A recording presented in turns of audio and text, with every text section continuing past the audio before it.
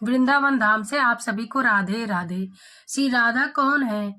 वे जिनके चरणों में त्रिलोकीनाथ भी सेवक हैं। वृंदावन की गलियों में एक नाम ऐसा है जो बहुत धीरे लिया जाता है, क्योंकि वह नाम सीधे हृदय को छू जाता है। वह नाम है श्री राधा। श्री राधा कौन है? श्री राधा कोई साधारण देवी नहीं है। वे किसी की पत्नी, किसी की सखी या केवल प्रेमिका नहीं है। वे स्वयं प्रेम का स्वरूप है। शास्त्र कहते हैं राधा प्रेम स्वरूपिणी, कृष्ण आनंद स्वरूपा, अर्थात राधा स्वयं प्रेम है और कृष्ण उस प्रेम का आनंद लेने वाले। जहाँ कृष्ण भगवान है और वहाँ राधा भगवान की भी भगवान है। और इस बात पे भी विशेष ध्यान देने योग्य है कि त्रिलोक के जो स्वामी श्री कृष्ण है वो राधा जी की सेवा क्यों करते हैं। जब श्री कृष्ण त्रिलोकनाथ है तो वे सेवा क्यों करते हैं? उत्तर बहुत ही गहरा है। शक्ति हमेशा सत्ता से ऊंची होती है। कृष्ण स्वयं स्वीकार करते हैं राधा सुधा निधि में, नाहम जानामि राधिकाया महिमा नाम कदाचन, अर्थात मैं स्वयं भी श्री राधा की महिमा को पूर्ण नहीं जानता हूँ। कृष्ण के पास ईश्वर है पर राधा के पास अधिकार है। इसलिए ये नेव मदन मोहना सेवकत्व गतोष्मि, जिनकी कृपा से मदन मोहन कृष्ण भी सेवक बन गए। और मैं आपको बताती हूँ सेवा कुंज के बारे में, जहाँ भगवान भी सेवक हैं।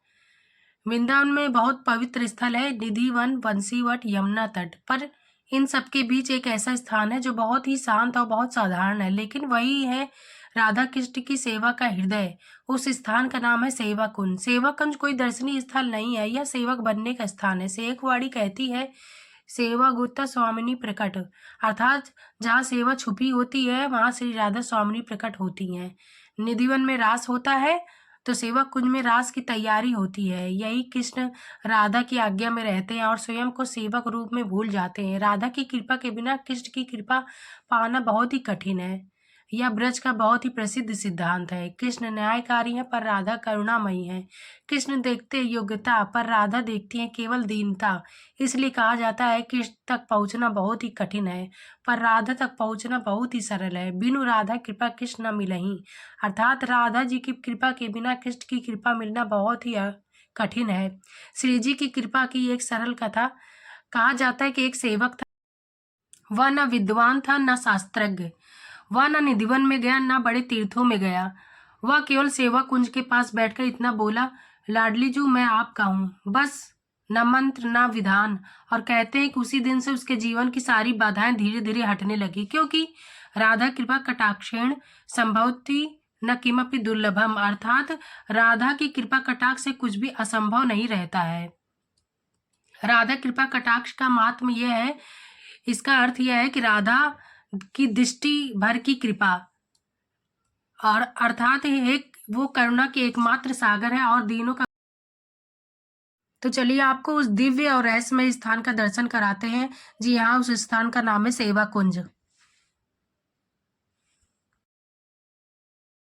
ये है वो वृंदावन का दिव्य स्थान सेवा कुंज, दर्शन कीजिए।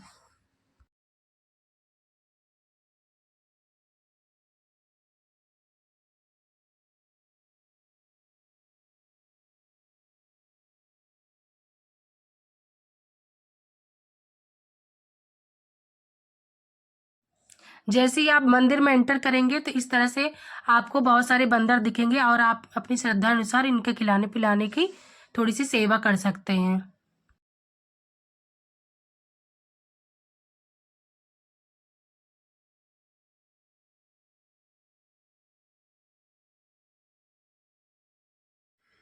सेवा कुंज में परिक्रमा और सोहनी सेवा का विशेष महत्व है।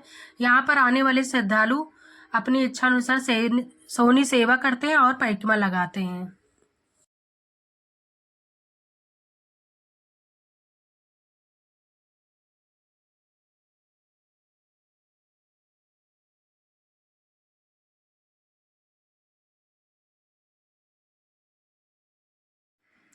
सेवा कुंज की सुरक्षा के लिए यहाँ पर इस तरह से जाल लगाया गया है ताकि यहाँ पे ये जो सुंदर सुंदर वृक्ष हैं उनकी रक्षा हो सके।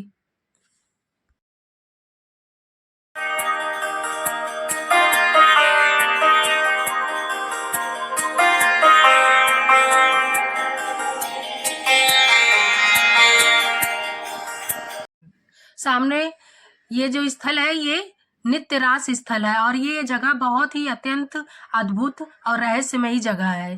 कृपया दर्शन का लाभ उठाएं।